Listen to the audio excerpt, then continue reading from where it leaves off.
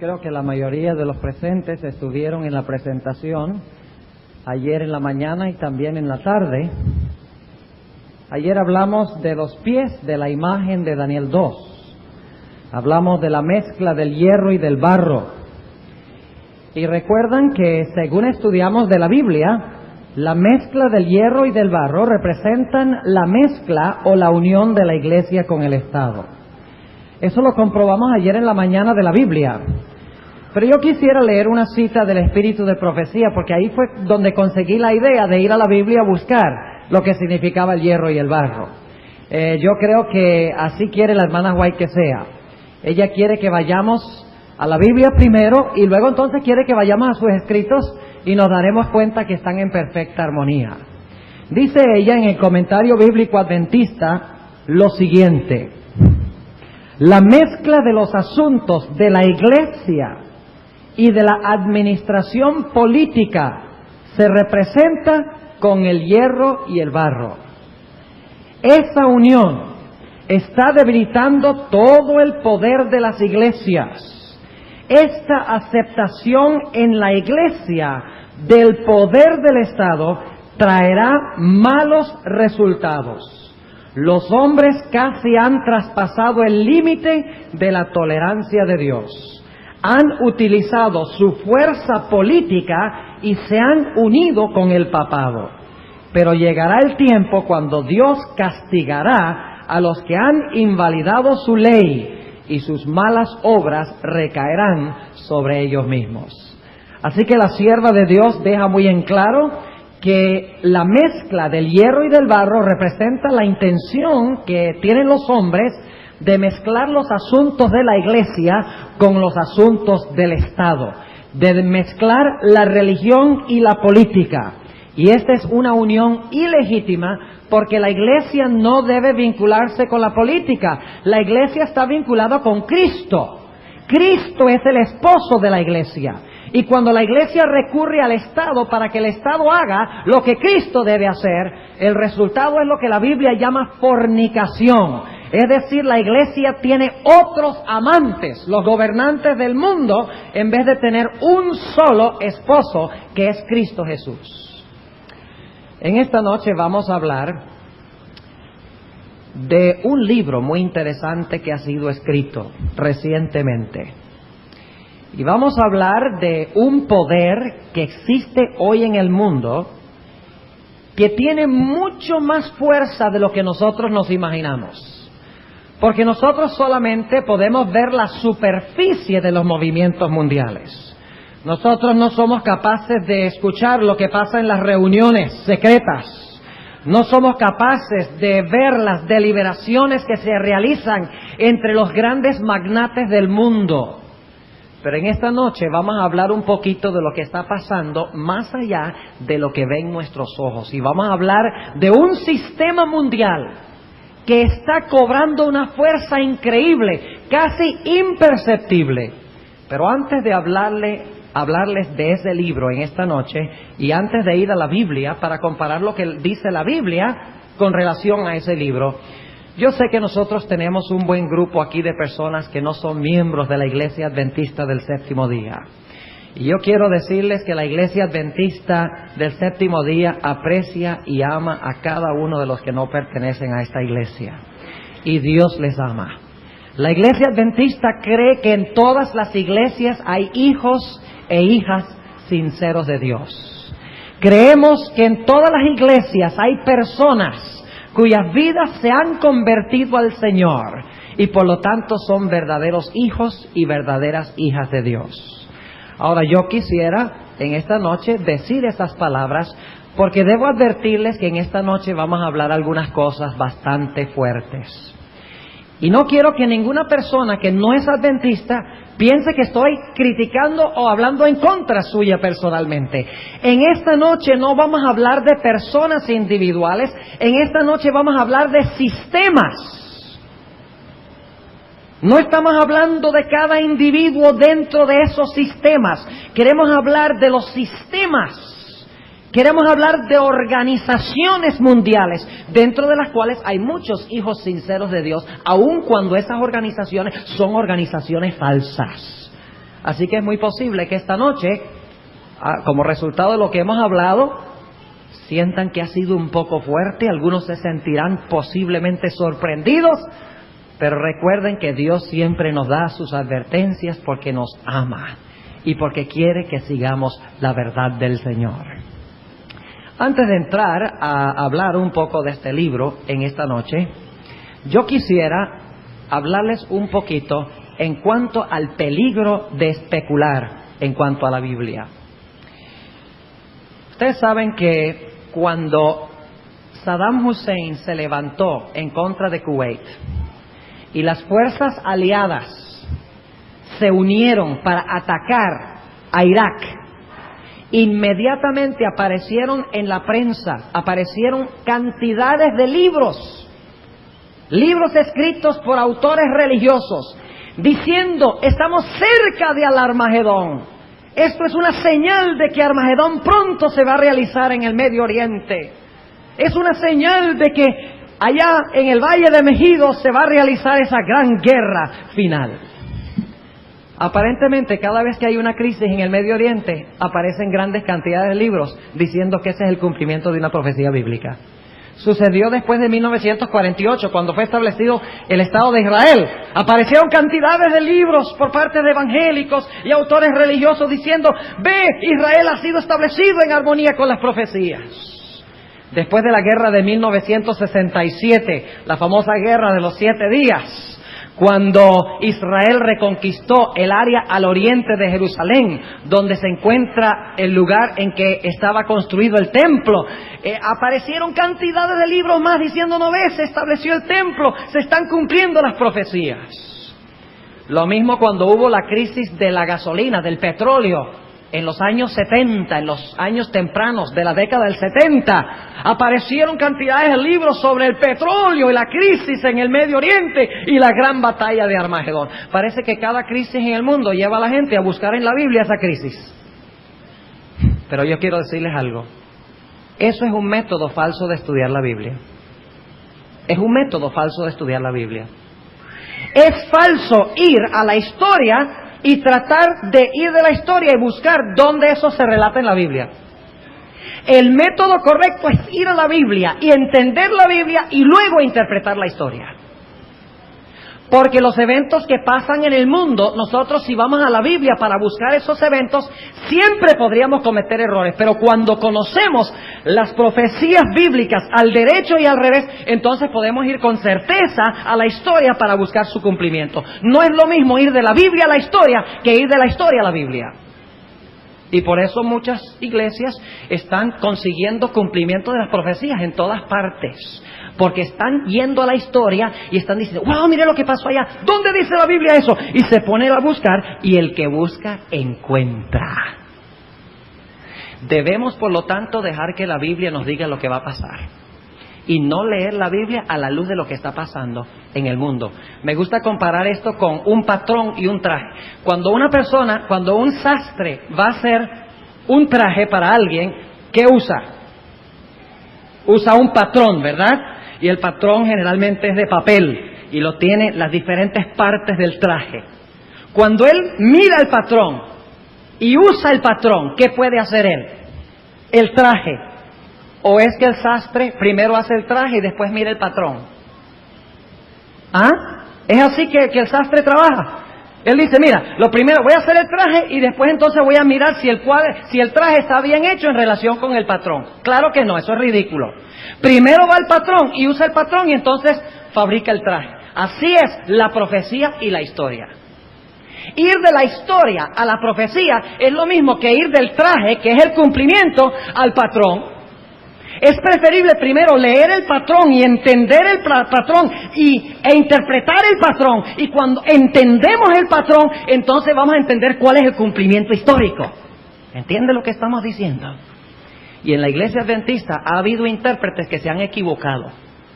Entre aquellos que se equivocaron estuvo un gran hombre, y no quiero criticarlo personalmente ni quiero que ustedes sientan que fue un mal hombre. Fue un gran hombre y fue un gran intérprete de las profecías bíblicas.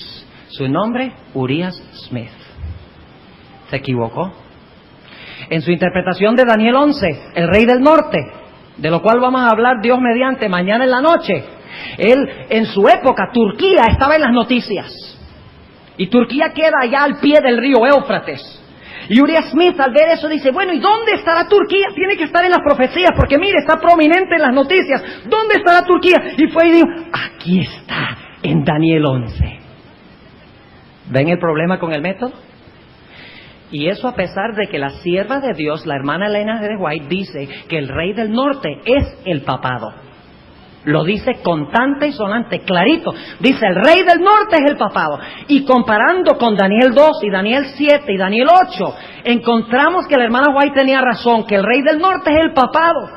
Pero Uriah Smith quería conseguir a Turquía, allí en las profecías, y por lo tanto, él buscó y encontró una profecía que podía intercalar y podía encajar para que aparentemente cuadrara con lo que estaba sucediendo históricamente. El mismo error cometió Uriah Smith en su interpretación de la sexta plaga, del secamiento del Éufrates. Él, en su libro sobre Daniel y Apocalipsis, escribió en los años 1870, escribió de que el Éufrates allá, literal en Turquía, se iba a secar para que los chinos y los japoneses y los orientales pudieran venir para luchar contra el Israel literal en Palestina. Porque Turquía estaba en las noticias. Turquía era prominente y había que conseguir a dónde hablaba la Biblia de Turquía. Es un error, repito nuevamente, buscar en la Biblia lo que está sucediendo en el mundo. Primero entendemos la Biblia, primero interpretamos la Biblia, primero comprendemos las profecías y luego entonces vamos a la historia para ver cómo cuadra la historia con la Biblia, no la Biblia con la historia. ¿Entienden lo que estamos diciendo? Es muy importante. Y si no hacemos esto, vamos a caer en tremendos errores de interpretación bíblica. Ahora ustedes dirán, bueno, pastor, entonces, ¿por qué usted nos va a hablar de este libro en cuanto a este hombre que habla del nuevo orden mundial? ¿Por qué va a hablar de todo lo que está pasando históricamente para establecer el nuevo orden mundial? ¿Acaso usted quiere entonces decirnos que este libro que relata lo que está pasando en el mundo se encuentra en la Biblia? No, eso no es lo que estoy haciendo esta noche, porque ya yo estudié en la Biblia lo que la Biblia dice del nuevo orden mundial y sencillamente este libro confirma lo que está en la Biblia. ¿Hay alguna diferencia? Y esta noche les voy a relatar qué es lo que dice el libro. Y luego vamos a ir a la Biblia y vamos a comprobar que antes que se escribiera el libro era el mismo panorama que Dios había dado. El idéntico panorama. Pero antes de que yo leyera el libro de Malachi Martin, o antes de que yo leyera cualquier libro sobre lo que está pasando en el mundo, primero fui a la Biblia para ver qué era lo que decía Dios que iba a pasar en el mundo. Y entonces cuando leí el libro yo me quedé maravillado y dije, óigame, qué interesante este libro. Este libro dice exactamente lo que dice el conflicto de los siglos. Exactamente lo que dice Apocalipsis, pero empecé con la Biblia, empecé interpretando la Biblia y eso es lo que vamos a hacer en esta noche. Pero quiero empezar hablándoles de este libro muy interesante que ha sido escrito recientemente. Es un libro escrito por un sacerdote, ya no es sacerdote, un sacerdote jesuita, es jesuita todavía, pero no es sacerdote, se ha dedicado ahora a escribir, pero todavía es muy, muy católico. Y no un católico común y corriente, es norteamericano, pero es un católico raro porque es muy, muy conservador. Generalmente los católicos en los Estados Unidos son muy liberales, no les gusta que se les dicte qué deben hacer. La Iglesia Católica, por ejemplo, enseña de que no se debe practicar el aborto. Los americanos dicen, si queremos practicar el aborto y la anticoncepción, la Iglesia Católica no nos puede decir que no lo hagamos, porque vivimos en una sociedad libre. No así con Malachi Martin. Martin es conservadora hasta los huesos y cree en la autoridad indisputable de la Iglesia Católica y específicamente del obispo de Roma, del Papa Juan Pablo II. Malachi Martin, el escritor de este libro, tiene una línea directa de comunicación con el Papa.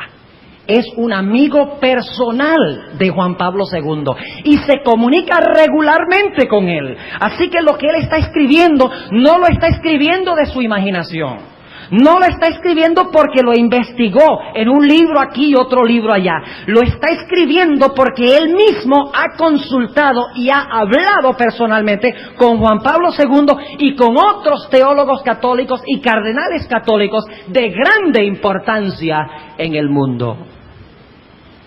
El título del libro, que creo que no está en español todavía, está en inglés, pero yo voy a compartir algunas ideas básicas con ustedes durante el resto de esta semana.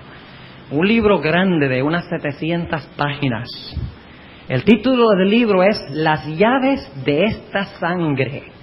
Y les voy a explicar por qué es importante ese título. Las llaves de esta sangre. Y luego tiene un subtítulo. El subtítulo dice, las llaves de esta sangre. La lucha por el dominio del mundo entre el Papa Juan Pablo II, Mikhail Gorbachev y el capitalismo occidental, que son los tres poderes actuales en el mundo que están luchando por establecer un nuevo orden mundial. Y lo interesante que vamos a descubrir en nuestro estudio durante esta semana es que estos poderes, el comunismo, está en las profecías.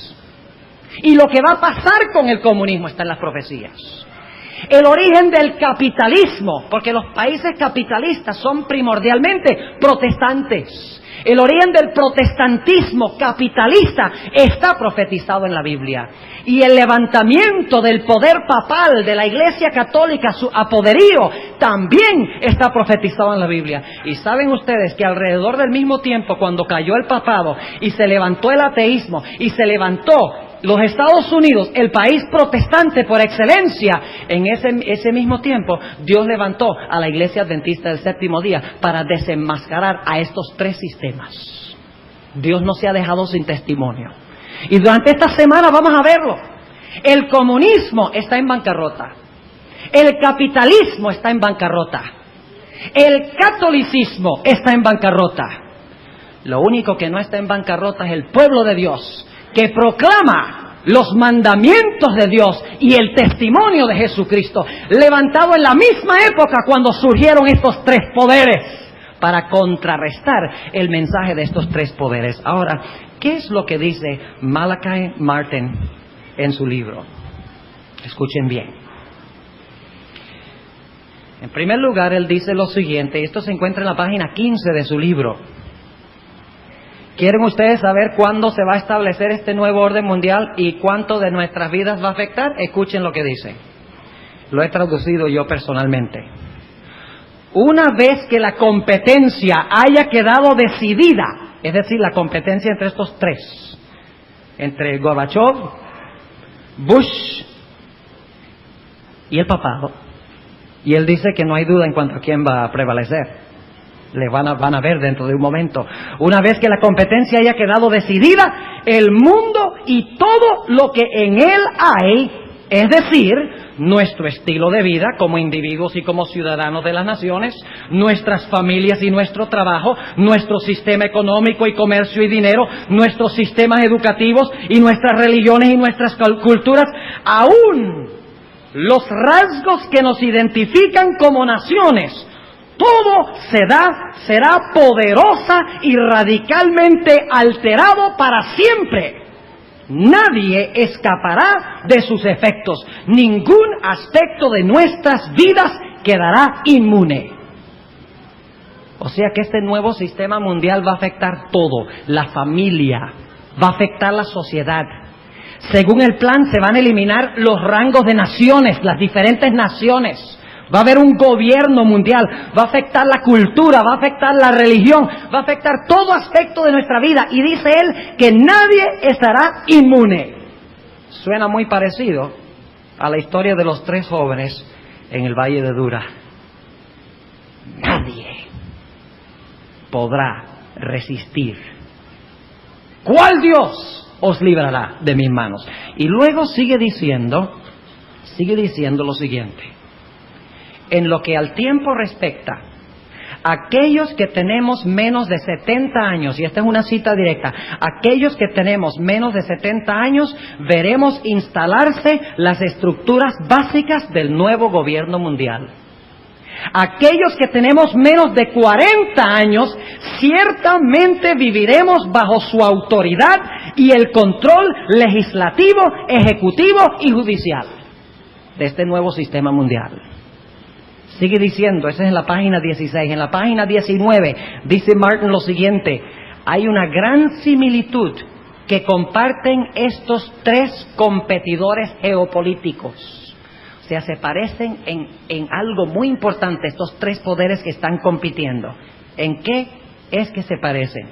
Dice él, cada uno tiene un plan maestro para establecer un solo sistema de gobierno mundial. Su competencia geopolítica, es decir, la competencia entre estos tres, su competencia geopolítica tiene que ver con cuál de los tres formará, dominará y hará funcionar el sistema que reemplazará el sistema de naciones individuales que está en proceso de decadencia. En otra parte del libro, Martin dice que el nuevo orden mundial se establecerá antes de terminar el siglo XX. ¿Es pronto eso? ¿Cuántos años? 9 años. Ahora, ¿qué es lo que dice él? En primer lugar, él dice que el comunismo es un sistema que está en bancarrota. Él dice que el comunismo no puede dominar el mundo, que el comunismo ha fracasado, y hemos visto los resultados, ¿verdad? Lo hemos visto recientemente. Y el papado mucho tuvo que ver con la caída de Europa Oriental. Específicamente, el comienzo fue en Polonia. Y de Polonia se regó a las otras naciones del bloque oriental. Pero él dice que el comunismo está en bancarrota. ¿Por qué? Él explica que está en bancarrota porque el comunismo rehúsa aceptar a Dios. Niega la existencia de Dios. Y por lo tanto, donde no existe un Dios, no hay moral. No hay principios morales. Porque Dios es el que da su ley. Y si no existe Dios, no hay principios morales que restringen y que guían a la sociedad.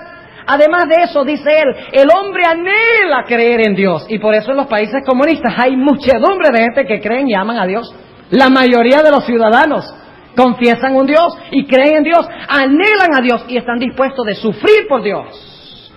Él dice, porque el comunismo niega a Dios y no tiene ninguna base moral, no confiesa ninguna ley, por eso en el comunismo es perfectamente aceptable matar y mentir y hacer todo ese tipo de cosas. Él dice que como el comunismo no reconoce a Dios, está en bancarrota. Luego pasa a hablar del capitalismo occidental o del protestantismo y critica mucho la separación entre la iglesia y el Estado, dicho sea de paso. Él dice que no debe existir una separación de la iglesia y del Estado en los Estados Unidos. Dice que esto es lo que ha traído la maldición a los Estados Unidos. Interesante, la hermana White dice que esto es lo que ha traído la bendición. Y cuando se una la iglesia y el Estado, los Estados Unidos habrá perdido un secreto de su poder. Exactamente lo contrario. Él dice, el problema con el capitalismo es que tampoco tiene principios. Porque el principio del capitalismo es la sobrevivencia del más fuerte. Se basa en la adquisición del dinero y se puede usar cualquier método posible. O sea que el dinero es Dios. En el comunismo el Estado es Dios. En el capitalismo el dinero es Dios. Y el hombre acumula dinero y acumula dinero hasta que finalmente el dinero se burla de él. Se hastía porque el dinero no puede satisfacer los anhelos del alma. Y por lo tanto él dice que el comunismo y el capitalismo occidental, Oriente y Occidente, están en bancarrota. Pero luego él dice, hay un sistema que confiesa la existencia de un Dios. Es un sistema mundial. Es un sistema que enseña principios morales.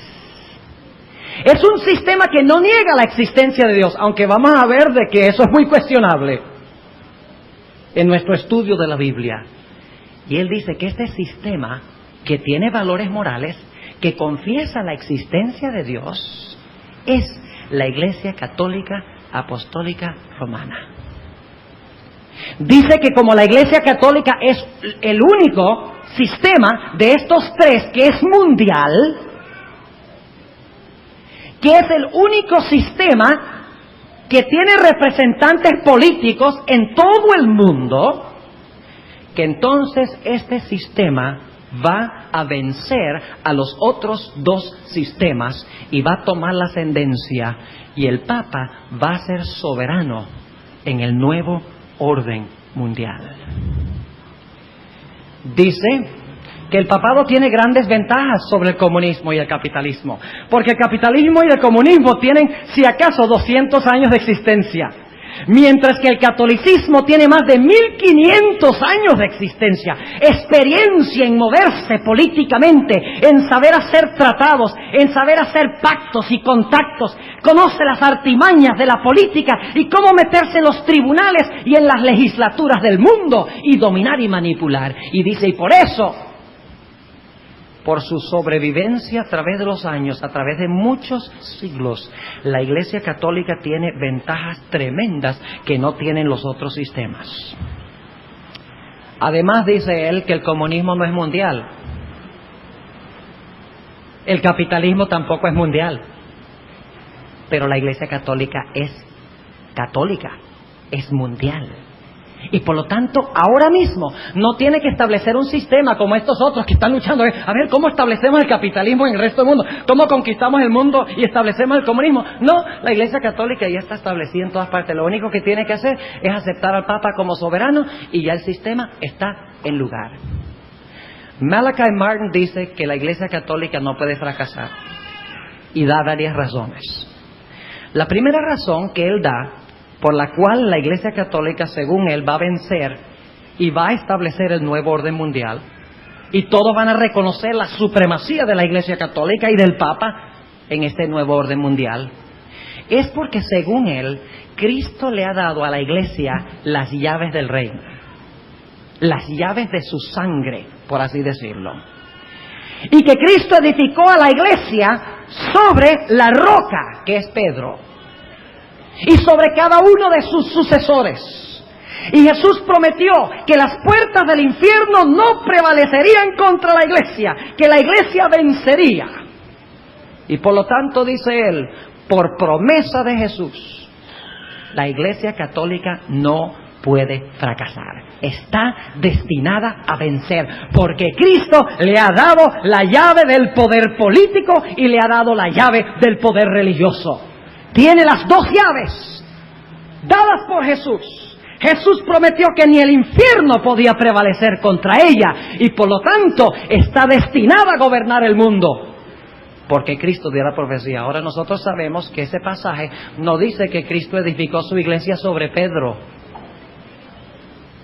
Jesús dijo, tú eres Pedro, y sobre esta roca, apuntando a sí mismo, sobre esta roca edificaré mi iglesia, y las puertas del infierno no prevalecerán contra ella. La iglesia está edificada sobre Cristo.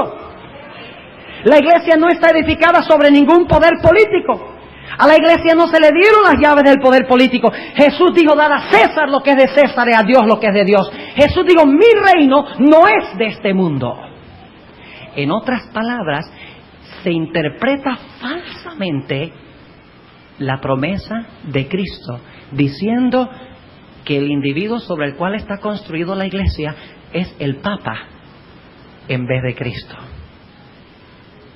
Además, dice Malachi Martin que la Iglesia Católica está predestinada a vencer, porque así se lo ha revelado a Juan Pablo II, la Virgen de Fátima. Y yo sé que esto causa sonrisa en nuestras mentes, pero déjenme hablarles de algo que posiblemente muchos de ustedes no sepan. Ustedes recuerdan que Juan Pablo II recibió un disparo hace algunos años. No lo mataron, pero convaleció en el hospital por un tiempo. ¿Saben ustedes que Juan Pablo II dice que la Virgen de Fátima le salvó la vida? ¿Y saben cómo fue?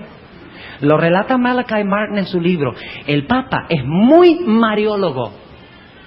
Tiene gran admiración por María. Todo su ministerio, todas sus acciones están enfocadas en el mensaje y en el poder de María. En esa ocasión, cuando el Papa estaba andando en su carro, el Papa vio una pequeña niña, y está en los videos, vio una pequeña niña que tenía un collar con una Virgen de Fátima en el collar.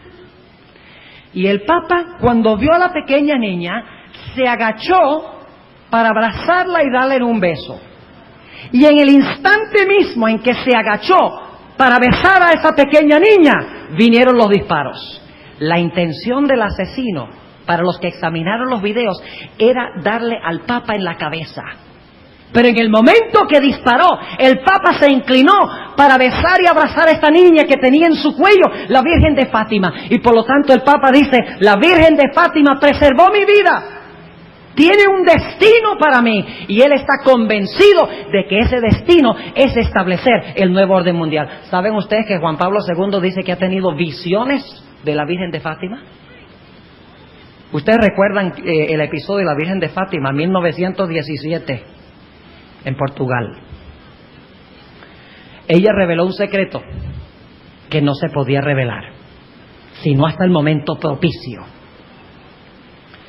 Le preguntaron a Juan 23, ¿es el tiempo de que tú reveles el secreto de la Virgen? Juan 23 dijo, no ha llegado el tiempo.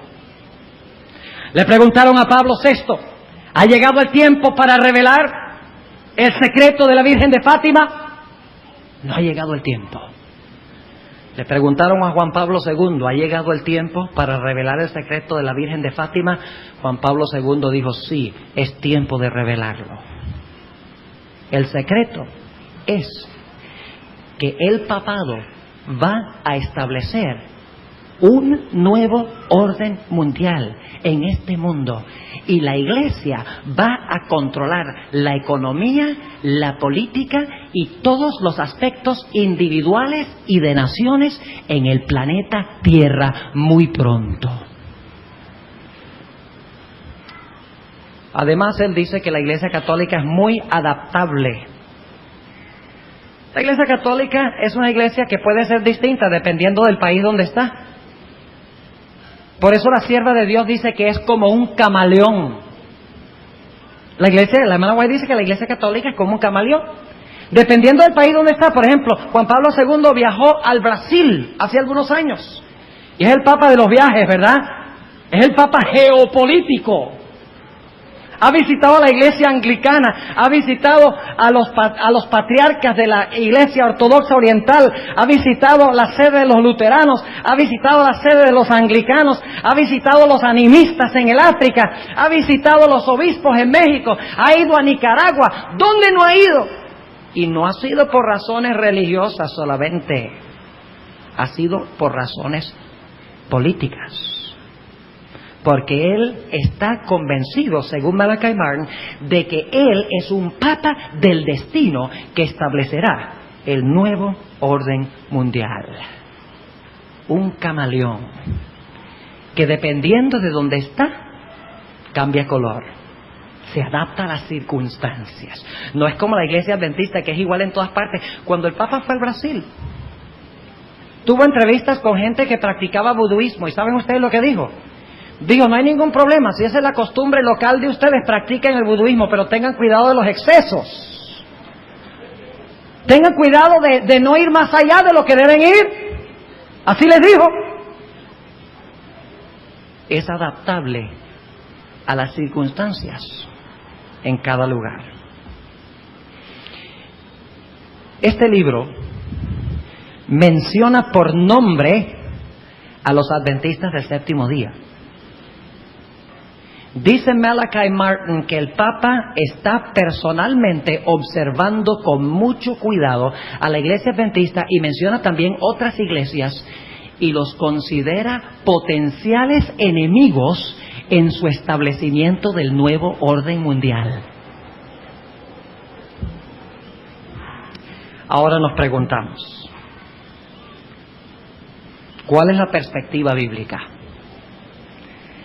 Dice la perspectiva bíblica de que el papado establecerá su poder y que gobernará el mundo. ¿Dice la Biblia eso?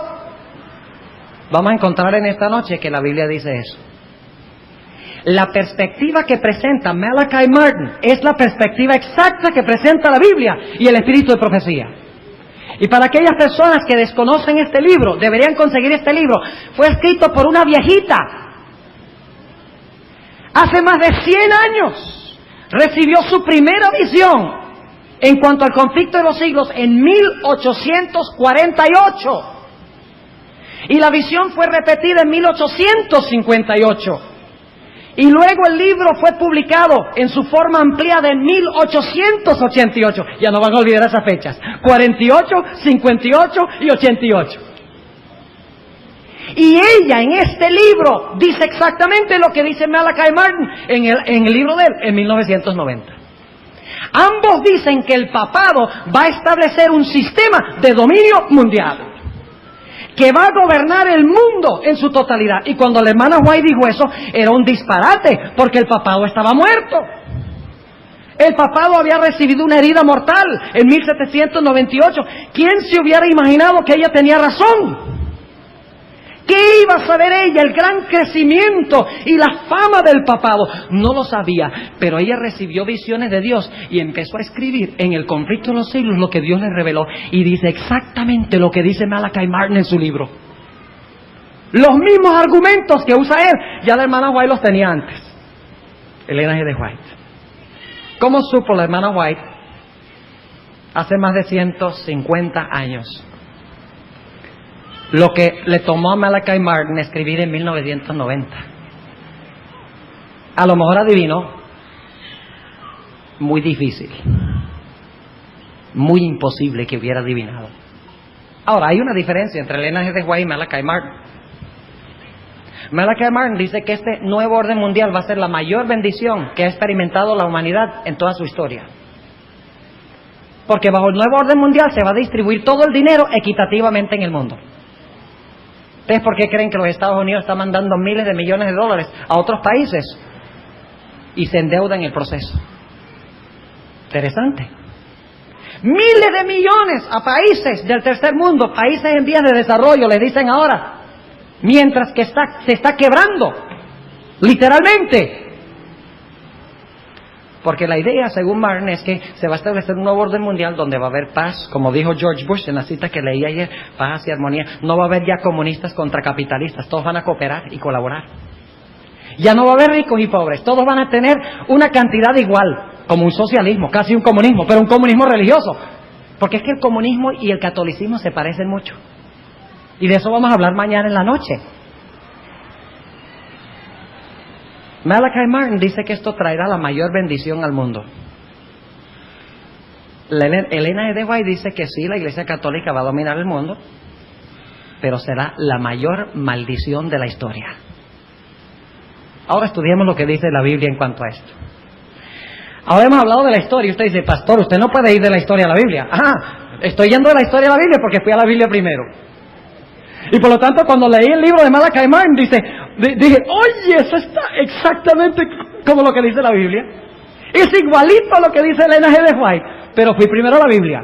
Y después leí el libro y me quedé maravillado. Digo, una comprobación de que lo que dijo la hermana White hace 150 años es la verdad.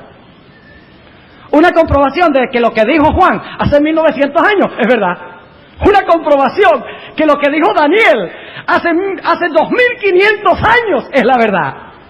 Cumpliéndose ante nuestros ojos, porque la visión de Daniel 2, de la mezcla del hierro y el barro, en los días de estos reyes, dice, en los días de la mezcla del hierro y del barro, es que Dios establecerá el nuevo orden mundial, no de adentro de la historia, sino de afuera de la historia.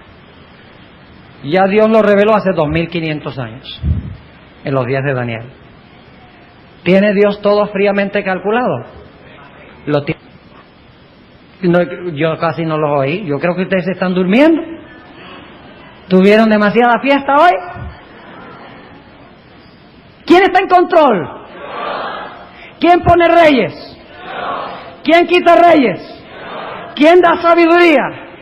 ¿Quién moldea el futuro? Se les está acabando la gasolina. Ahora vamos a estudiar lo que dice la Biblia en cuanto a esto. Y espero que tengan paciencia. Los temas que vamos a estudiar esta semana son largos, se los estoy advirtiendo desde ahora, para que cuando suceda no digan que no se lo dije. Pero estas cosas no se pueden estudiar en 15 o 20 minutos. Son cosas que toman tiempo. Pero yo espero que ustedes con paciencia esta semana estén dispuestos de escuchar lo que vamos a hablar. Porque es asunto de vida y muerte, mis queridos adventistas y queridos amigos no adventistas. Vamos a estudiar este tema y vamos a identificar si la Biblia habla de este sistema, de este nuevo orden mundial, y quién dominará el mundo en este nuevo orden mundial. Vamos a buscar en nuestras Biblias 2 capítulos. Vamos a buscar Daniel el capítulo 7 y vamos a buscar Apocalipsis el capítulo 13. Daniel el capítulo 7 y Apocalipsis el capítulo 13. Y vamos a ir en primer lugar al libro de Daniel. Libro de Daniel el capítulo 7. Y voy a repasar aquí algo que estudiamos. Vamos a repasar aquí algo que estudiamos. La cabeza de oro es lo mismo que el qué, que el león. ¿Y qué gobierno representa? Babilonia. El pecho y los brazos de plata son lo mismo que el qué, que el oso. ¿Y representa cuál potencia mundial? Medo-Persia. El vientre de bronce y el leopardo de Daniel 7 representan qué gobierno o qué imperio? Grecia. Las piernas de hierro y el dragón de Daniel 7, o sea, la bestia terrible de Daniel 7, representa a Roma ¿qué? Roma política o Roma secular. Muy bien. Y luego entonces, ahora vamos a poner un momentico aquí las fechas. ¿Cuál fecha tenemos aquí con Roma papal? ¿En qué fecha se levanta? En el año 538. ¿Y cuándo se terminó de dividir Roma política? Roma política, ¿cuándo se terminó de dividir en 10? En el año 476. Muy bien. Se dividió el hierro, se dividió en el 476 y se establecieron los 10 dedos de los pies, la mezcla. ¿De acuerdo? Ahora, con eso en mente, vamos a leer en Daniel 7, Daniel el capítulo 7, vamos a hablar de la bestia en esta noche y vamos a hablar del cuerno pequeño. Noten lo que dice en Daniel el capítulo 7 y el versículo 24. Daniel 7 y el versículo 24. Dice lo siguiente, y quiero que noten el panorama que tenemos en el pizarrón. Y los 10 cuernos significan que de aquel reino se levantarán 10 reyes. ¿De cuál reino se levantarán 10 reinos? De Roma pagana se iban a levantar ¿cuántos reinos? ¿Y en qué fecha pasó eso según los historiadores? En el año 476 fue que el imperio terminó de fragmentarse. ¿En cuántos reinos? En 10 reinos. Ahora noten, y los 10 cuernos significan que de aquel reino se levantarán 10 reinos. Y ahora noten lo que sigue diciendo. Y tras ellos, ¿qué significa eso? Tras ellos. Después de ellos, muy bien, tras ellos, es decir, después de ellos se levantará otro, el cual será mayor que los primeros y a 3 reyes derribará. Déjenme preguntarles esto, ¿el cuerno pequeño se levanta después de qué fecha? ¿Después de qué fecha se levanta el cuerno pequeño? Dice, ¿qué cosa? Vamos a leerlo otra vez. Daniel 7:24 dice, y tras ellos, después de los 10. Ahora, ¿cuándo se formaron los 10? En el 476. O sea, ¿cuándo se levanta el cuerno pequeño? ¿Después de qué fecha? Después del año 476, porque dice que se levanta entre los 10. Y para poderse levantar entre los 10, tiene que haberse levantado ya cuando los 10 estaban establecidos. O sea que el cuerno pequeño debe levantarse después del año 476 después de Cristo. Esa es nuestra primera categoría o característica. Ahora notemos también Daniel el capítulo 7 y el versículo 8, un poco más específico. No solamente debe levantarse después del año 476, sino que vamos a saber más o menos dónde se va a levantar este cuerno pequeño. Daniel el capítulo 7 y el versículo 8 dice, estando yo contemplando los cuernos, ¿cuáles cuernos? Los 10 cuernos, muy bien. Estando yo contemplando los cuernos, he aquí que otro cuerno pequeño subía ¿qué? Entre ellos. Entre los 10. ¿Y qué son los 10 cuernos? Las 10 divisiones ¿de dónde?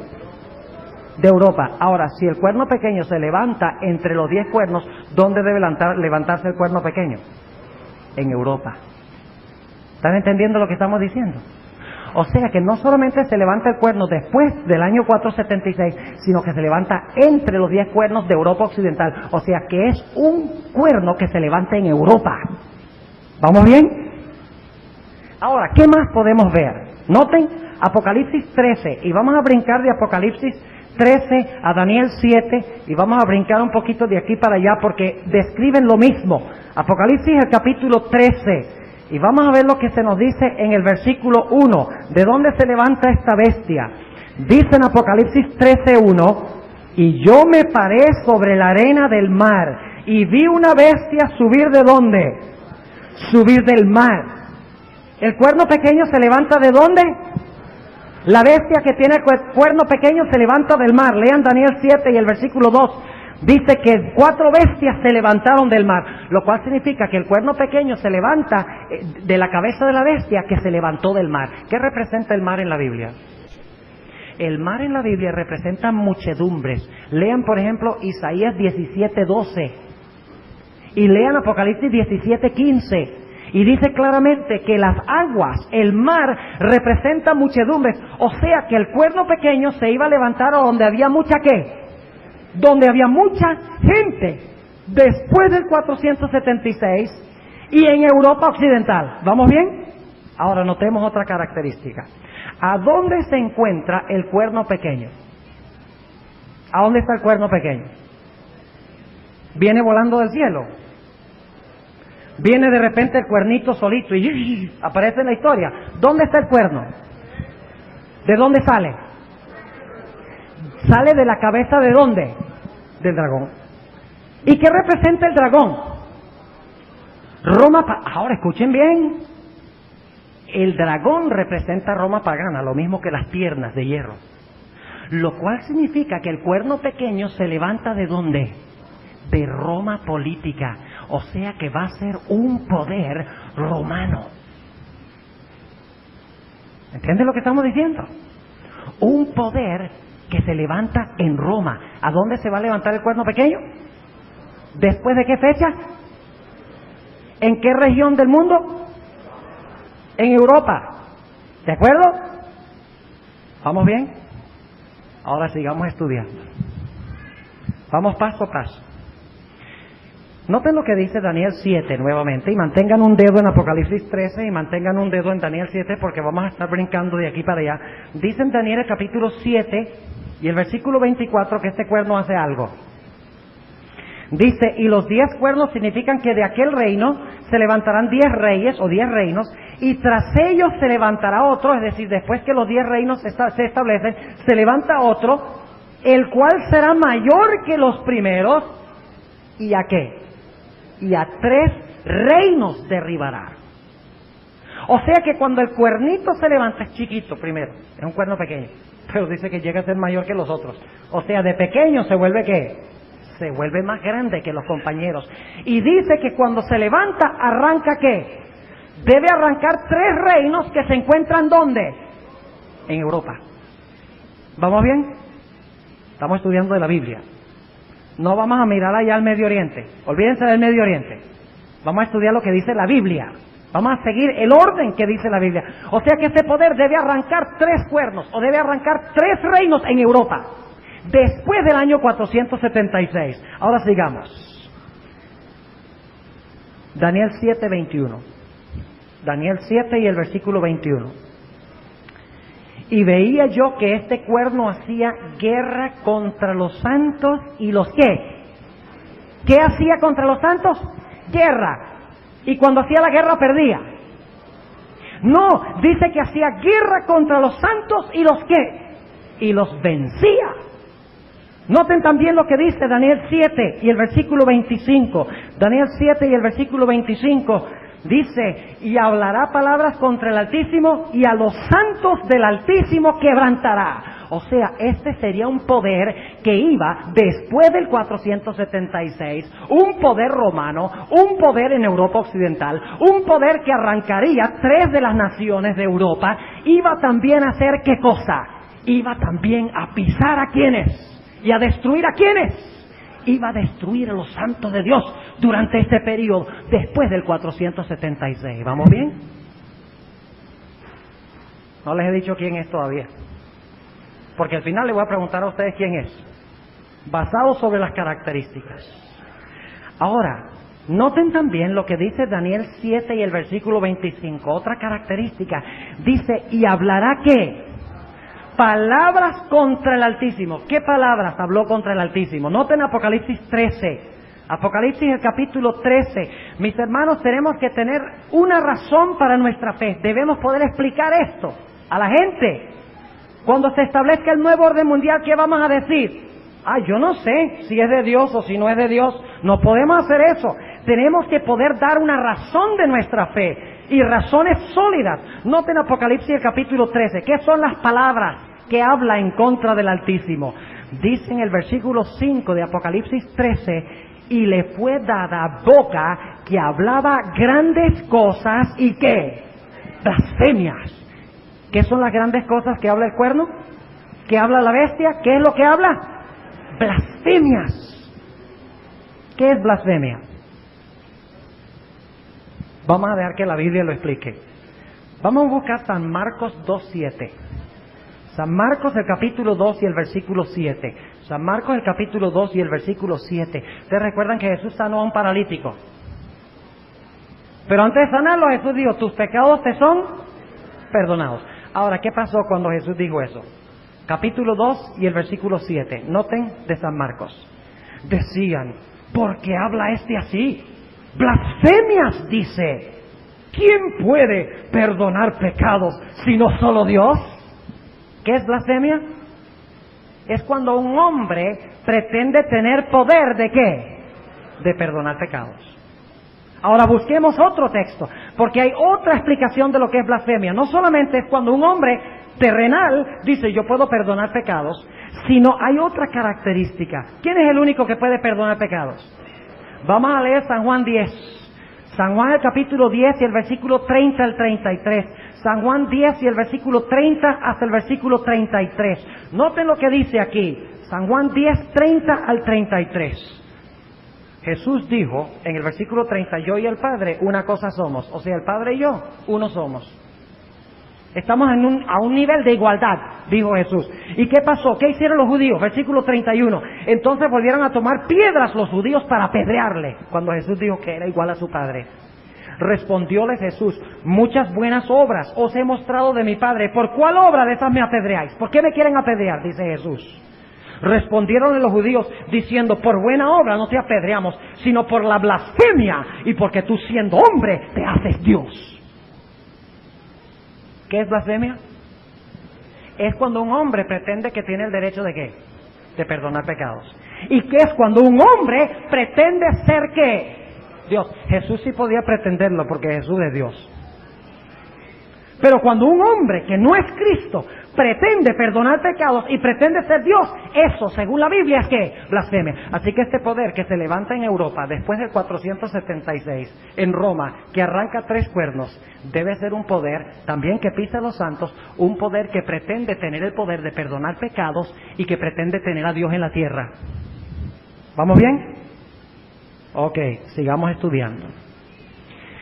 Dice en el capítulo 7 de Daniel, volviendo otra vez, estamos dando un montón de razones bíblicas, claras, no especulación. Daniel el capítulo 7 y el versículo 25 nuevamente, dice, y hablará palabras contra el Altísimo, y a los santos del Altísimo quebrantará, y pensará, escuchen bien lo que dice eso, pensará, no dice que cambiará, dice pensará, en mudar los tiempos y la ley. ¿Qué iba a hacer este poder? Iba a pretender tener el derecho ¿de qué? De cambiar la ley. O sea que para saber quién es este cuerno pequeño debemos buscar un poder que pretendió haber cambiado la ley de Jehová. No les he dicho quién es todavía, ¿verdad? ¿Sospechan ustedes quién es? ¿Tienen sospechas? No les voy a decir todavía. Ustedes me van a decir al final quién es. ¿Quién es este poder que menciona la Biblia? El cuerno pequeño, la bestia. La Biblia tiene una descripción de quién es y lo ubica en la historia. ¿Ven lo importante que es el historicismo? La mayoría de las iglesias dicen, no, ese cuerno pequeño es un anticristo que se va a levantar en Jerusalén después que los santos han sido raptados al cielo. Y entonces no hay dónde ubicarlo en el flujo de la historia, ¿ve? El historicismo dice, pasó esto, luego esto, luego esto, luego esto, y entonces se levantó el cuerno. Sabemos exactamente dónde se levanta en la historia el cuerno. Porque ha caído Babilonia, ha caído Medo-Persia, ha caído Grecia, ha caído Roma política, o sea, dividido en 10 reinos, y de los 10 reinos apareció el cuerno pequeño. Sabemos exactamente dónde buscarlo en el flujo de la historia. ¿Entienden lo que estamos diciendo? Sigamos estudiando las características. Pretende cambiar la ley, pisa a los santos y dice que va a gobernar por cierto periodo de tiempo. ¿Cuánto tiempo? Daniel 7 y el versículo 25.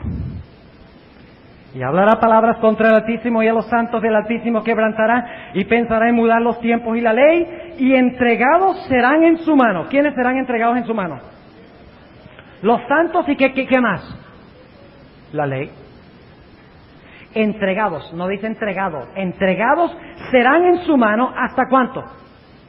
Tiempo y tiempos y la mitad de un tiempo. ¿Cuánto tiempo es eso? Cuando Nabucodonosor se volvió loco, ¿qué dijo Dios? ¿Pasará qué? 7 tiempos sobre ti. Así que, ¿qué quiere decir un tiempo? Un año. ¿Cuántos días tiene un año? 300. El año bíblico tiene 360. ¿Pueden ustedes comprobar eso bíblicamente? ¿Lo pueden comprobar?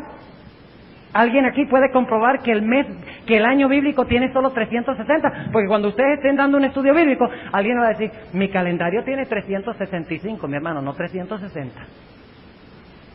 Liquidado. Tenemos que poder explicarlo. Y nosotros cuando hablamos de los 42 meses, que también es el mismo periodo, decimos que cada mes tiene 30. Pero entonces alguien me dijo a mí, un momentico, a veces febrero tiene 28 y 29. Y hay meses como marzo que tienen 30. Y hay meses como octubre y como diciembre que tiene 31. ¿Cómo tú me dices que el mes bíblico tiene 30 días? Dentro de un momento lo vamos a ver, lo vamos a comprobar bíblicamente. Ok, tiempo son 360 días, acéptenlo por fe por ahora.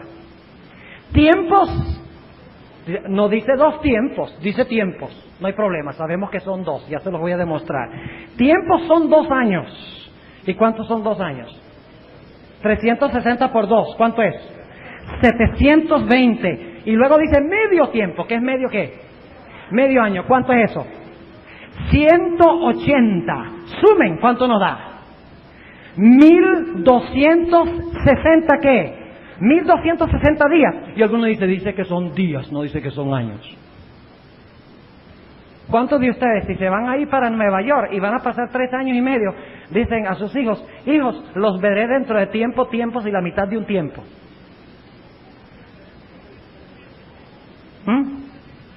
¿O cuántos dicen, si tienen que viajar, le dicen a sus hijos, miren hijos, los veré dentro de 1260 días? O peor, nos vemos dentro de 42 meses. En Apocalipsis estamos hablando de símbolos. Como el león es un símbolo, el oso es un símbolo, el mar es un símbolo, el cuerno es un símbolo, los 10 cuernos son un símbolo, la arena es un símbolo, la roca es un símbolo, el tiempo es un símbolo. Y se expresa en terminología simbólica. Por eso es que no dice hasta 6 años y medio y el santuario será purificado. Dice hasta 2300 días y el santuario será purificado. La expresión en sí misma tiene un sabor simbólico, porque se expresa en un lenguaje anormal. ¿Entienden lo que estamos diciendo? Hay otras razones en las cuales no voy a entrar ahora. Pero tenemos ¿cuánto tiempo entonces iba a gobernar este cuerno? 1260 ¿qué? Óigame, años. ¿Y tenía que empezar a gobernar después de qué fecha? Déjenme decirles que no hay muchos poderes de los cuales escoger. Que gobernaron después del 476 por 1260 años. No hay mucho de qué escoger, pero todavía no le voy a decir quién es. Ahora vamos a hablar Vamos a hablar de el mes bíblico. ¿Quieren hablar un momento del mes bíblico? ¿Quieren que les muestre bíblicamente que el mes tiene 30 días? Vamos a hacerlo. Vamos a Génesis. Y estamos haciendo un corto desvío para explicar este aspecto, pero es muy importante porque tenemos que tener en claro el tiempo. Noten, Génesis el capítulo 7. Génesis el capítulo 7 y el versículo 11. Y voy a anotar esto en la pizarra. Génesis 7 y el versículo 11. Dice lo siguiente. En el año 600 de la vida de Noé. ¿El año qué? El año 600. ¿En el mes qué? En el mes segundo. ¿Y en el día qué? 17 fue que comenzó el diluvio. ¿Cuándo comenzó el diluvio? Comenzó el diluvio en el año 600 de Noé, en el mes segundo y el día 17. Ahora vamos a buscar Génesis 8, Génesis el capítulo 8 y el versículo 3 y 4. Y quiero que capten algo muy interesante aquí. Génesis 8 y el versículo 3 y el versículo 4. Y tornáronse las aguas de sobre la tierra, esto es hablando ya después del diluvio, después que cayó el agua, y tornáronse las aguas de sobre la tierra, yendo y volviendo, y decrecieron las aguas al cabo de...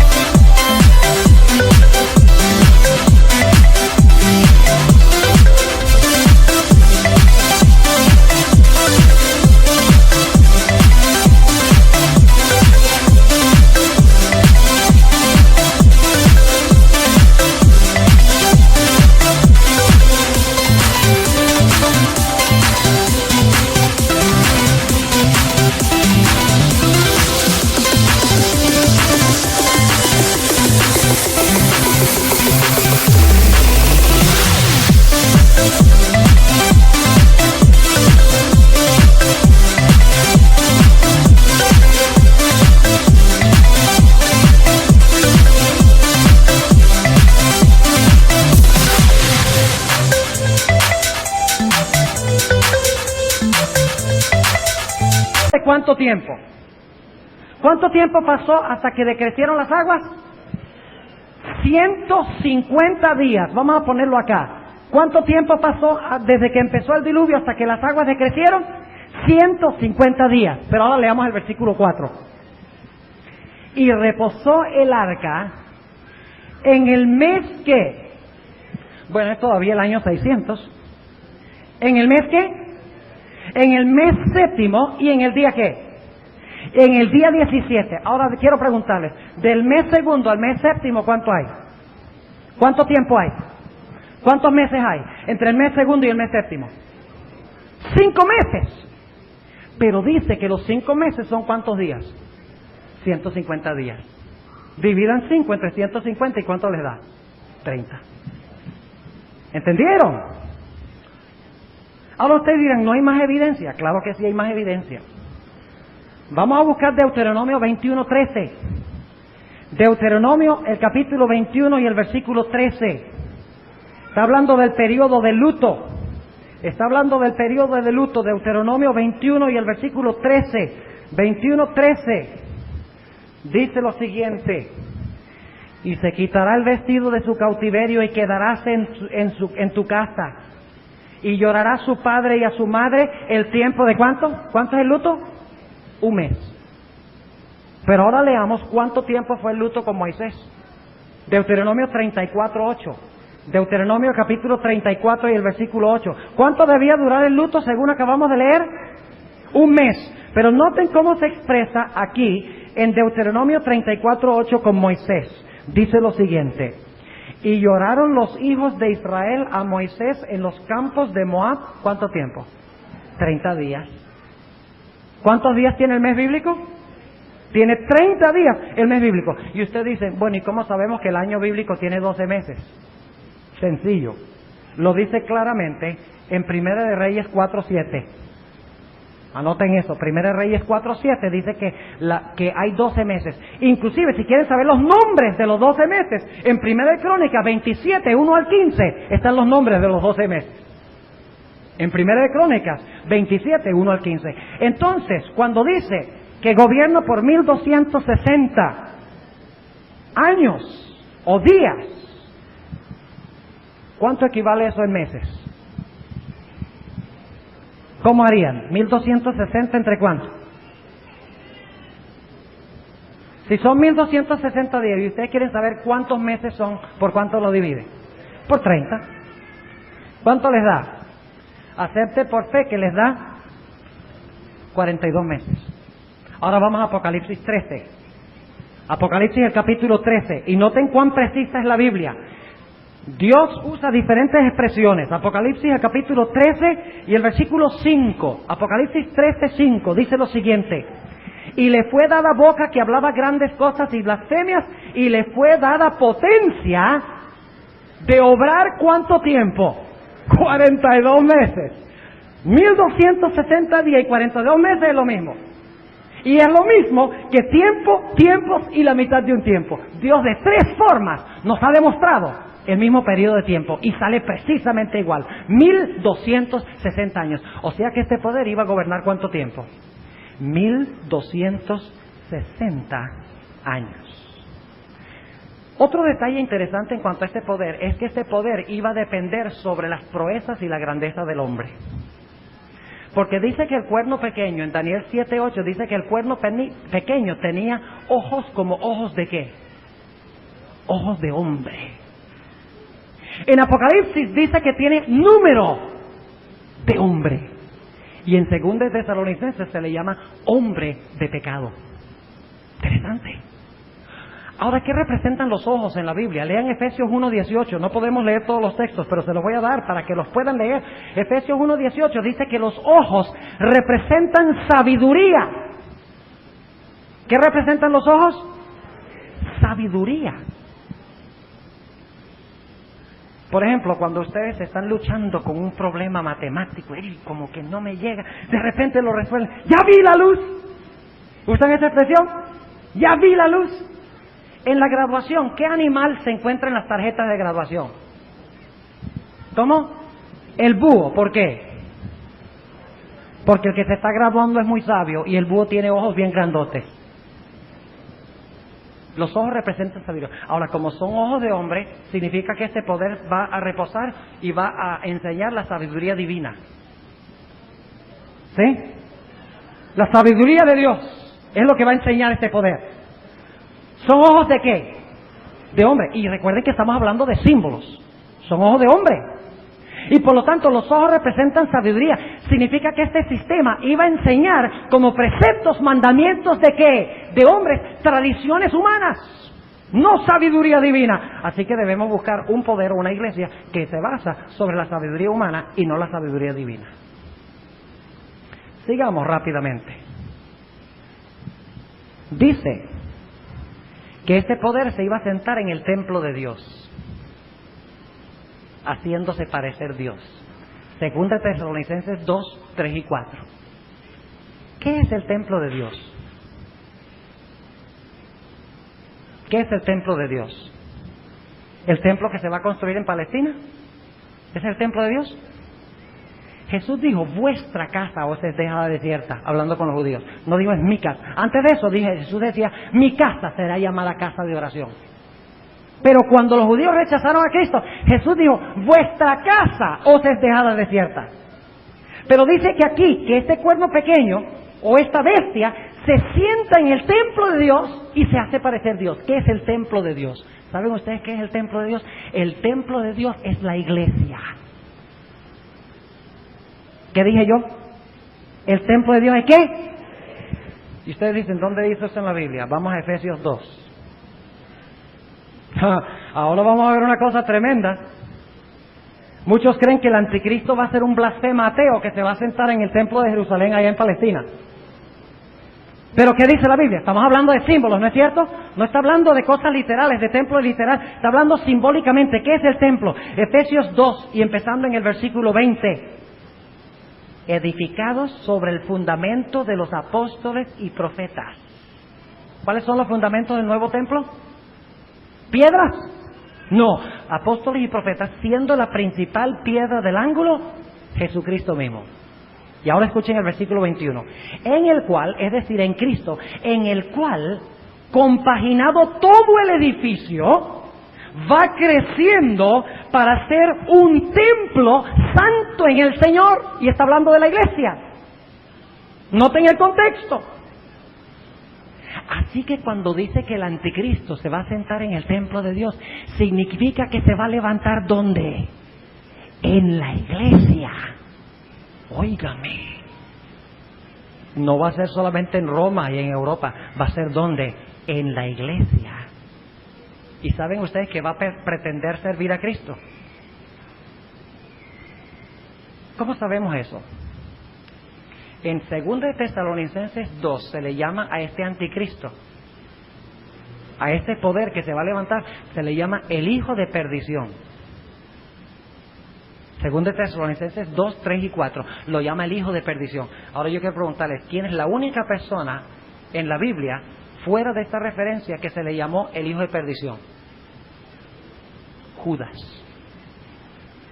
O sea que en el templo o en la iglesia se va a levantar un ¿qué? Un Judas.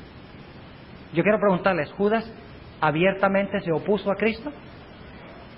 ¿Todo el mundo sabía que era un apóstata, un ateo? No. ¿Dónde se levantó Judas? Entre el círculo escogido de la iglesia, entre los 12 apóstoles. ¿Tenía engañado a los otros discípulos? Hasta el mismo final. Inclusive cuando salió, ellos no sabían que él era el que iba a entregar a Jesús. Los tenía tan engañados así. No lo supieron sino hasta que vieron a Judas, que se había colgado en un madero y que se había caído, la cabulla se había roto y se había caído al suelo y los perros se lo estaban comiendo. Se echaron tremenda sorpresa. No supieron plenamente sino hasta ese momento la seriedad de la acción de Judas. A Judas se le llama el hijo de perdición. ¿Y cómo entregó Judas a Cristo? Con un beso. El anticristo no se va a levantar de afuera de la iglesia, sino que se va a levantar del círculo mismo que pretende lealtad a Jesús. Se va a levantar en la iglesia. En lo que pretende ser la iglesia de Cristo, se va a levantar el anticristo. No lo busquen en Palestina, allá en el templo. Búsquenlo en la iglesia. Ahora tenemos que avanzar más rápido. Dice que esta bestia iba a recibir una herida ¿qué? Al terminar los 1260 años, al final de los 1260 años, ¿qué iba a recibir? Dice en el versículo 3 de Apocalipsis 13, dice, y vi una de sus cabezas como herida ¿de qué? Como herida de muerte. O sea que este poder, al final de su carrera, al final de los 1260 años, iba a ser herida ¿de qué? De muerte. ¿A dónde? En la cabeza. Significa que cuando concluyeron los 1260 años, debemos buscar un poder que donde antes dominaba el mundo, ahora es dominado. Donde antes pisoteaba y mataba, ahora es llevado cautivo, según dice Apocalipsis 13 y el versículo 10. Pero luego dice en Apocalipsis 13, en la última parte del versículo, dice, la llaga de su muerte fue ¿qué? O sea que este poder lo iban a dar por muerto cuando terminaron los 1260 años. La gente iba a decir, se acabó, se liquidó, está muerto. Pero por un milagro extraordinario, este poder se iba a levantar de los muertos. La gente ni creía que iba a ser posible, pero se iba a levantar y todo el mundo, hablando del nuevo orden mundial, todo el mundo se iba a maravillar en pos de ¿qué? En pos de la bestia. ¿Están empezando a captar el cuadro? Todavía no les he dicho quién es. Ya lo vamos a hacer dentro de un momento, no se preocupen. Un par de cosas más. La palabra anticristo no significa en el griego contra Cristo.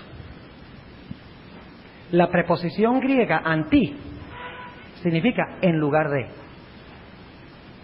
Lo cual significa que el anticristo que se describe aquí en Apocalipsis 13 y en Daniel 7, y usamos la palabra anticristo, significa que iba a ser una persona, no que se iba a oponer directamente a Cristo, sino un poder que iba a procurar ocupar el lugar de Cristo. Porque anticristo significa en lugar de Cristo. Es la misma palabra, la misma preposición que se usa cuando estaba Barrabás y Cristo ante la turba. Dice que el pueblo aceptó a Barrabás en lugar de Cristo. La misma preposición, en lugar de Cristo. Anticristos significa uno que procura ocupar el lugar de Cristo. Lo cual significa que el cuerno pequeño y la bestia debe ser un poder que pretende ser Cristo en la tierra. ¿Vamos bien? Además dice que tendría un número. ¿Cuál es el número que tendría? 666. Y es el número de su nombre. Vamos a leerlo. Apocalipsis 13. Apocalipsis 13, porque en la antigüedad la gente no tenía números. La gente escribía los números con letras. Y quiere decir que las letras de su nombre darían 666. Noten Apocalipsis 13. Apocalipsis 13 nuevamente. Y estamos avanzando aquí rápidamente. Apocalipsis 13. Y noten el versículo 18. Aquí hay sabiduría. El que tiene entendimiento cuente el número de la bestia, porque es número del hombre y el número de ella, ¿qué cosa? 666. Y noten el versículo 17. Y que ninguno pudiese comprar o vender, sino el que tuviera la señal, o el nombre de la bestia, o el número de su nombre. O sea que su nombre iba a tener un ¿qué? Un valor numérico. Además de eso, en 1 Tesalonicenses 5, dice que iba a ser un poder que iba a predicar paz. Iba a traer al mundo un mensaje de paz, pero en violación de la ley de Dios. Y según dice la Biblia, sobre ese poder va a venir, cuando digan paz, vendrá sobre ellos que destrucción de repente y no escaparán. Ahora vamos, ¿creen ustedes que son suficientes características? ¿O quieren que demos algunas más? No les voy a dar más. Vamos a identificar este poder. Hay más. Por ejemplo, echa por tierra la verdad, blasfema el nombre y el tabernáculo de Dios. Podríamos hablar de muchas otras características, pero yo creo que tenemos suficiente evidencia para saber quién es este poder. Vamos a identificarlo. ¿Quién quiere decirme quién es? A ver, ¿quién quiere decirme? ¿Quién quiere tener la valentía de decirme, de acuerdo a las características, quién es? Ahí atrás. ¿Cómo quién? El papado. ¿Cuántos están de acuerdo con eso? De acuerdo a las características. ¿Qué es el papado? No tenga miedo. Esta bestia es el papado. Vamos a repasar brevemente las características. ¿Se levantó el papado después del año 476? Sí, señor. En el 538.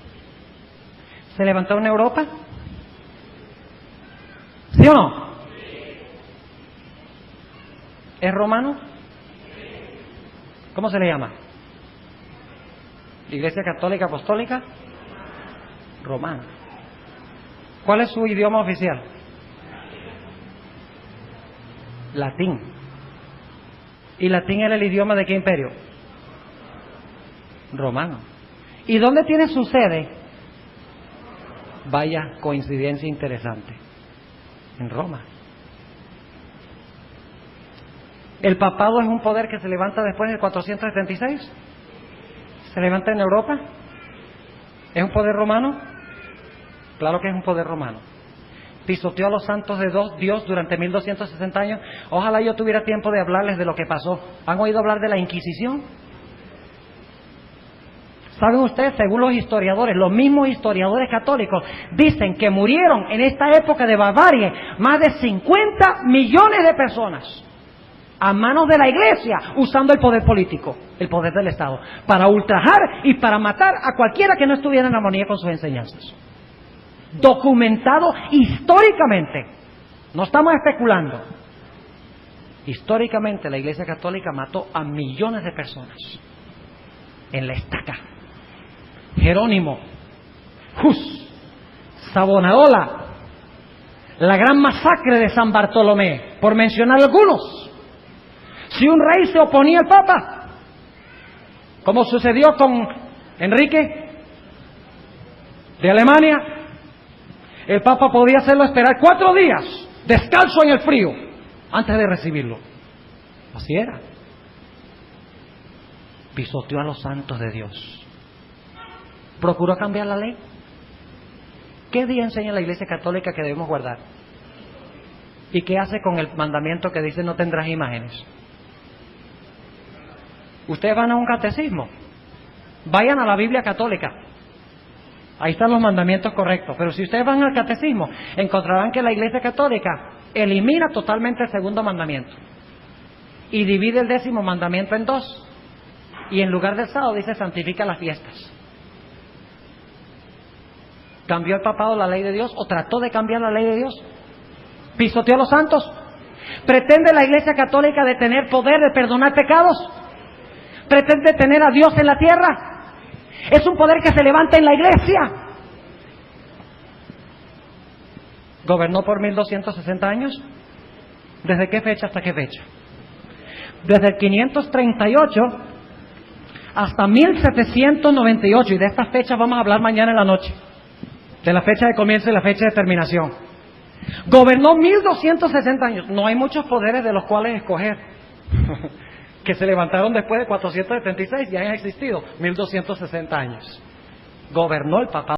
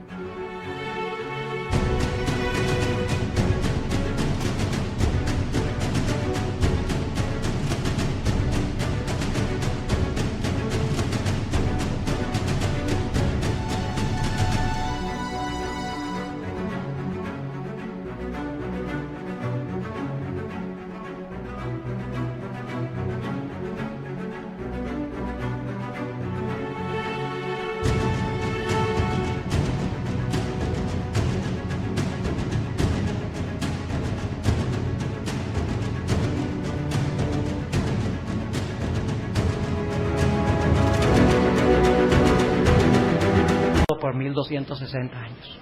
¿Predica el papado paz?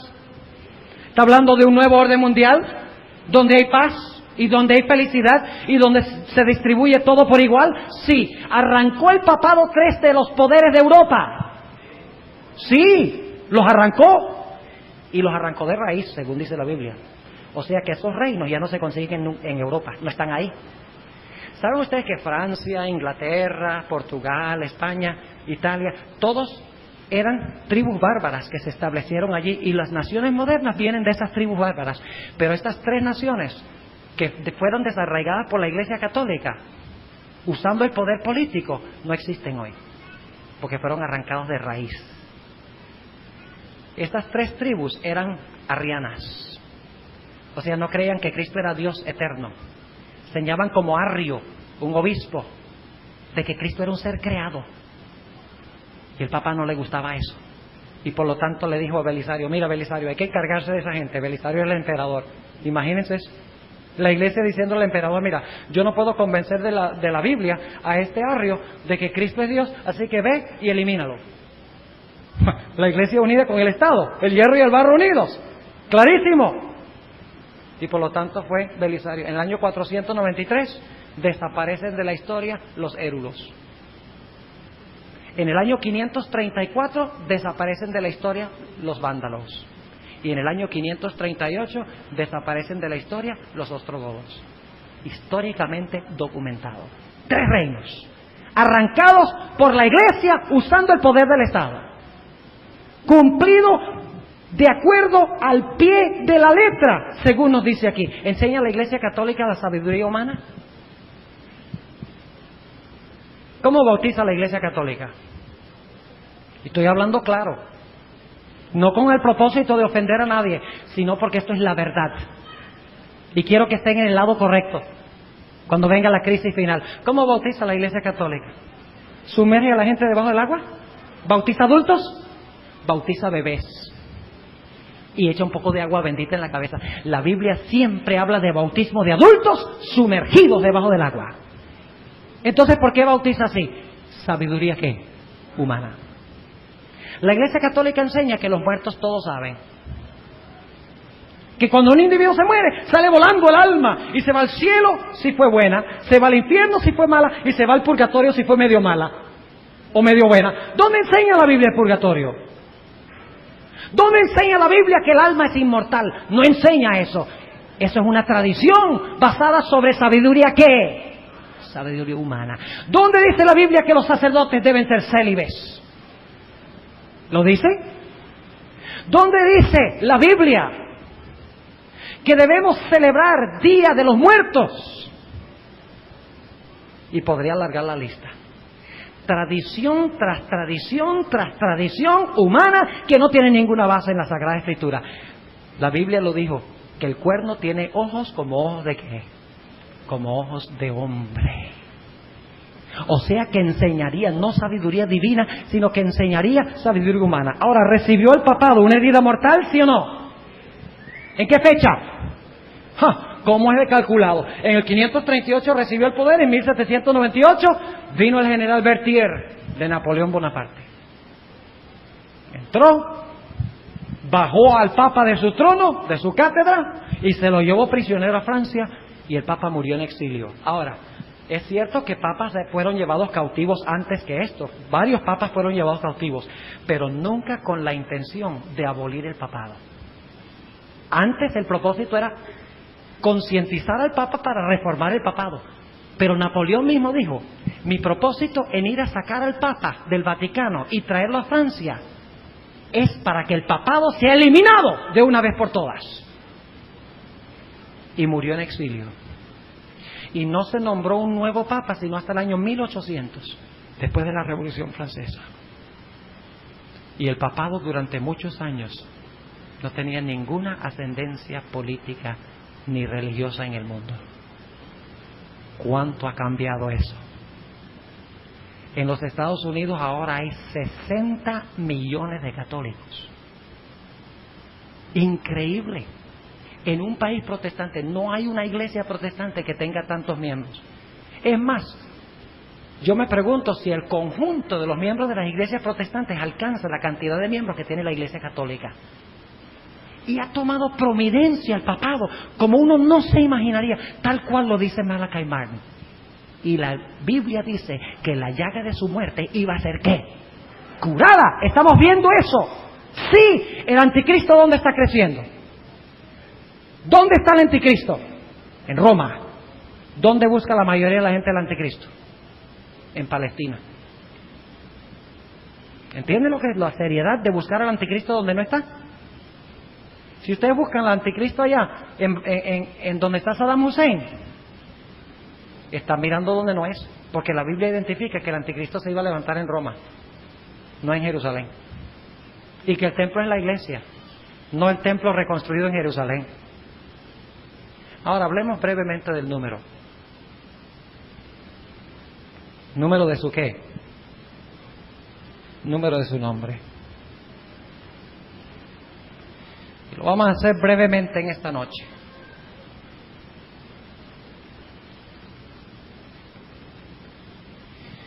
Por mucho tiempo el nombre oficial y aparecía en la tiara del Papa, ya no aparece, pero aparecía en la tiara de la corona del Papa hasta el año 1700, cuando fue quitado, porque ya se estaba usando el nombre para identificar al Papa como la bestia.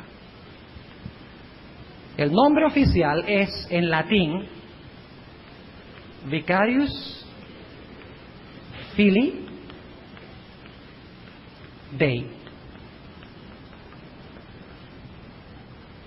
Recuerden que este es un número, es un nombre latino. Por lo tanto hay que usar valores numéricos latinos. Números romanos, en otras palabras. ¿Cuánto vale la B? 5. ¿Cuánto vale la I? 1. ¿Cuánto vale la C? 100. La A no tiene valor. La R, 0. La I, 1. La U o la B, 5. La S, 0. La F no tiene valor. La I vale ¿qué? 1. La L vale 50. La I vale 1 y otra I vale 1. La D vale ¿cuánto? 500. La E no tiene valor y la I tiene un valor de 1. Sumen ustedes a ver cuánto es el valor numérico del título oficial del Papa cuando era coronado como Papa. ¿Cuánto da el número de su nombre? 666. Fue quitado de la tiara. Ahora, el Papa tiene 2 títulos más que se le dan. Vicarius Filii Dei significa vicario del Hijo de Dios.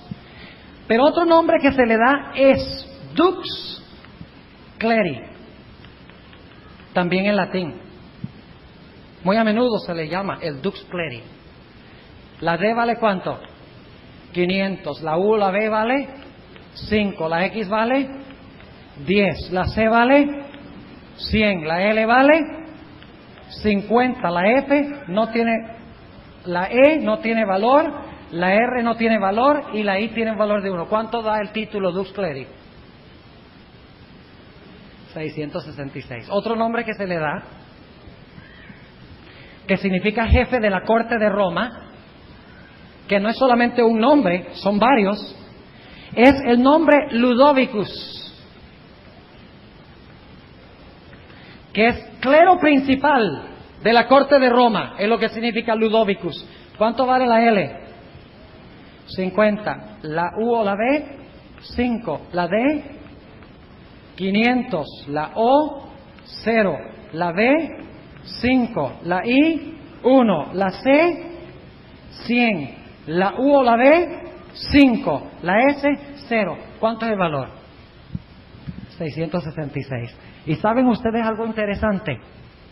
Originalmente, cuando los poetas latinos establecieron el sistema numérico romano, ellos escogieron solamente 6 números. 666, lo cual significa que el número 666 tiene que ver con qué lugar, con Roma. El anticristo, cuyo nombre es 666, ¿se levanta dónde? Hay que buscarlo en Roma, según dice la Biblia. Ahora, yo tenía algunas otras cosas que decir esta noche. Quería hablar un poquito más de lo que está sucediendo en la historia. Nuestro tiempo se ha ido, pero en la próxima vez voy a tomar un rato al comienzo para hablar de cómo se están cumpliendo estas cosas ante nuestros ojos. Cómo el sanamiento de la herida y el nuevo orden mundial, del cual hablan tanto los políticos y los economistas y todas las personas, los científicos, los sociólogos, cómo ante nuestros propios ojos se está viendo lo que está sucediendo. Y sin embargo estamos ciegos muchas veces y no nos damos cuenta del tiempo en el cual estamos viviendo. Yo quiero preguntarles, según la perspectiva bíblica, ¿cuál será el poder que gobernará sobre el mundo antes de la segunda venida de Cristo? ¿Cuál será el poder, según hemos estudiado? El papado será el poder. ¿Tenía Malachi Martin razón en su libro, en ese aspecto? ¿De que el Papa va a gobernar el mundo? ¿De que él va a establecer el nuevo orden mundial? Sí, la herida de su muerte será curada. Pero hay una diferencia. Mientras que Malachi Martin dice que el Papa es Cristo, la Biblia dice que es anticristo. Pequeña diferencia. ¿Con quién nos aliaremos nosotros? ¿Con Cristo o con el anticristo? La Biblia es clara. Las características están allí, claras. No hay duda alguna en cuanto a quién es el anticristo, quién va a gobernar el mundo. Malachi Martin tiene razón en decir que el papado ganará la riña entre el comunismo, el capitalismo y el papado y el catolicismo. Sí prevalecerá el papa, pero nos dice Daniel capítulo 2 que en los días de estos reyes, cuando se mezcle la iglesia y el Estado, cuando el papado use el poder de la política, Cristo levantará un reino que jamás será corrompido, un reino eterno bajo el gobierno de Cristo Jesús, nuestro Señor y nuestro Dios. Gloria al Señor. ¿Quieres tú en esta noche ser parte de ese reino? Yo quiero pedirte en esta noche, si tú quieres ser parte de ese reino y quieres escapar del anticristo y de todo este asunto del nuevo orden mundial, quiero pedirte que te pongas de pie porque quiero tener una oración. para que Dios te bendiga y puedas estar en el lado de Cristo, en el verdadero nuevo orden mundial, que es el reino que Cristo establecerá cuando regrese otra vez. Gloria al Señor. Oremos. Amante Padre Celestial, te damos gracias porque nos has revelado tan claramente en tu palabra la identidad del anticristo. Y sabemos que tú lo has identificado porque tú no quieres que nosotros pertenezcamos a este sistema. Tus advertencias a veces son fuertes y nos pegan duro, pero tú solamente hieres con el propósito de sanar. Te agradecemos porque nos has hablado claramente en tu palabra. Te ruego, Señor, que bendigas cada decisión que se ha tomado en esta noche. Te ruego especialmente por aquellas personas que no pertenecen a la iglesia adventista, que están aquí en esta noche, que han respondido a tu llamado diciendo que quieren escapar de este sistema y quieren pertenecer al sistema de Jesús. Te ruego, Señor, que tú las ayudes a prepararse para escapar de las cosas que vendrán y estar entre los redimidos que serán salvos cuando Cristo venga. Te doy gracias también por aquellas personas, miembros de la iglesia, que han respondido y reafirmado su fe en tu reino, en Jesús. Manténnos fieles, Señor, hasta aquel gran día, cuando Cristo venga sobre las nubes del cielo y podamos decir: he aquí, este es nuestro Dios, le hemos esperado y Él nos salvará. Gracias por escuchar nuestra oración, en el nombre y por los méritos de Cristo. Amén. Amén.